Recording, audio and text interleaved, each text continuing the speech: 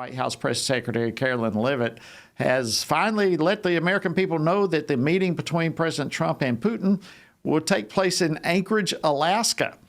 Well, that's fine, but it seems like everyone is asking the real question: can the Russian leader be trusted as an honest broker at that upcoming meeting? Well, joining me now to discuss this and more is Congressman Nathaniel Moran. He's a member of the House Ways and Means Committee, as well as the Ethics Committee and the Select Committee on the Chinese Communist Party. He represents the 1st Congressional District of the Lone Star State of Texas.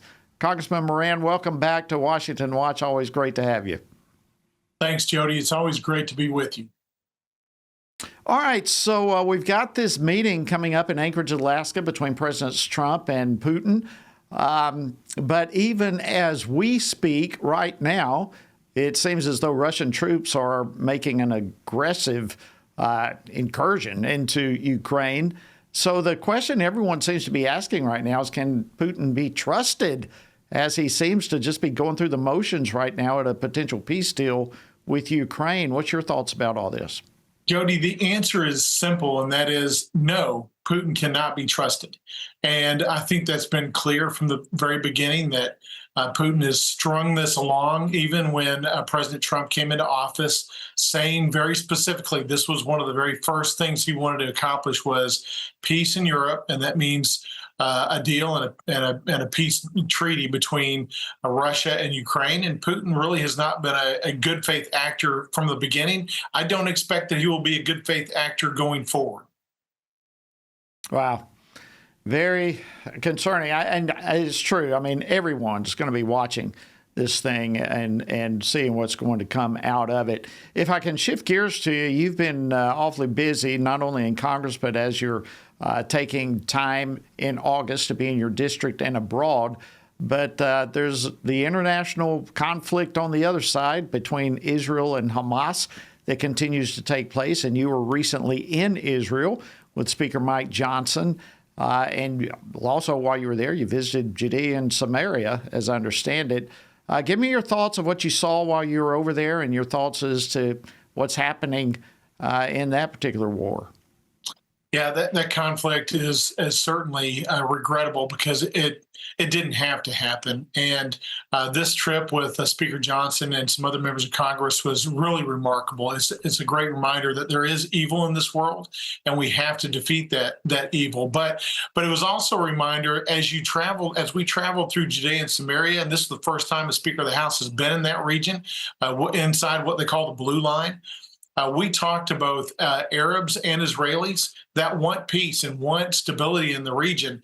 When you get outside of the religious fervor of Hamas and Hezbollah and the terrorist groups that are inflicting so much damage, you find a lot of people there on both sides of the Arab-Israeli conflict, seemingly, that want that same thing. They want stability and peace in the region, and there's opportunity for it. But truly, there's some bad actors even beyond those groups. When you look at what's going on in Syria, and you look at what is happening in other regions of the Middle East, that's impacting the ability of Israel to really have that safety and security. We were in the Gaza, right outside the Gaza Strip, and the southern border where the kibbutz was that got invaded. One of the kibbutz that got invaded on October 7th, and at the Nova Festival site, we heard from one of the Nova survivors. We met with sheikhs in the West Bank area, the Judea Samaria area, that talked about their fear of Hamas and Hezbollah. We were on the Golan Heights, and we were up there getting the defense briefing, seeing what could come in from Syria, and understanding really the difficulties that are going on inside of Syria, where they are inflicting terrorism on their own groups, including peace-loving groups, peace-loving Arabs like the Druze. And so there is conflict all around Israel, and there is a need for and a possibility for a path to peace, but it can't be through the Palestinian Authority, and it can't be through acquiescence to the terrorism that's going on through Hamas and Hezbollah. So there's a desire for peace. There's good actors, there are bad actors, and then I think there's some actors that are just simply confused and that would include places like Great Britain and France and Germany and now even Australia, all of them coming out planning to recognize a Palestinian state. Congressman, what are our allies not getting about the reality that a two-state so-called solution will never bring peace? Yeah, I don't know where their difficulty is in understanding this, but you're right. I mean, the European countries and Canada and others around the world that want to simply just try to get to the most simple end point and say, well, this is going to work. Well, they're wrong. And truth be told, I would be shocked if many of them have even visited the region. When we were there, we were also talking with Ambassador Huckabee about what he's seen and what he perceives. And there is opportunity for peace, but it's got to come from within. And that's one of the things is the external world cannot force it on that region, particularly Judea and Samaria. They cannot force peace in a certain way there. It's got to come from within where the people groups in that area have to say, this is what we want. This is how we want to get there. And then they need support from the West, from the United States in particular. And they said that. And from Israel, from a security standpoint, they all recognize that there are going to be terrorist groups that don't like change and don't like stability.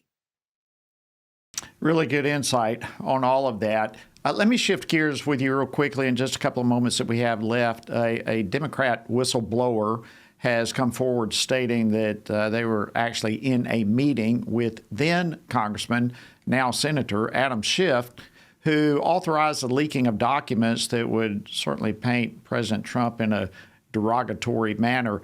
When did all this happen, and what are we learning in all of this so far?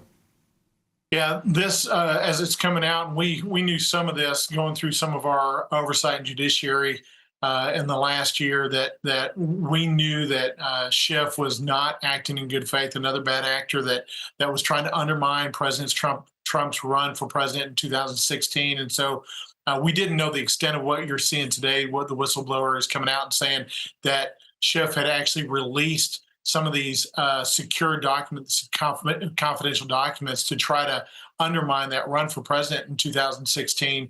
But it shouldn't surprise anybody. If anybody has been following Adam Schiff for any amount of time, they know the truth is elusive with him, and he's happy to speak something other than the truth, so long as it's politically advantageous to him or the Democrats. And that's why, actually, when I came into Congress in the 118th Congress, even Kevin McCarthy back then, he said Adam Schiff can no longer be on the Intelligence Committee. We can't have him on there because he had been falsely stating things outside of those committee hearings that he knew was not true based on information that he was being given in those hearings. So we now know, even from a Democratic whistleblower, that more of that was going on. But shouldn't surprise us. That's Adam Schiff. It's a lack of character, and unfortunately, that's the person that California's chosen to have them have representation for them in the Senate. And that's really unfortunate. Yeah, it really is. It's going to be very, very interesting to see where FBI Director Kash Patel takes all of this, and just the fact that Adam Schiff is no longer in the House, but over in the Senate. How is all this going to ultimately be addressed? Thank you, Congressman Nathaniel Moran of Texas. Always great to have you. Appreciate you coming on the program and giving your great insight. Jody, it's always great to be here with you. Thank you to you and Tony and Washington Watch for all the folks for what you do to keep us in tune with where we need to be from a Christian worldview and the political and cultural battles of the day. Thank you so much.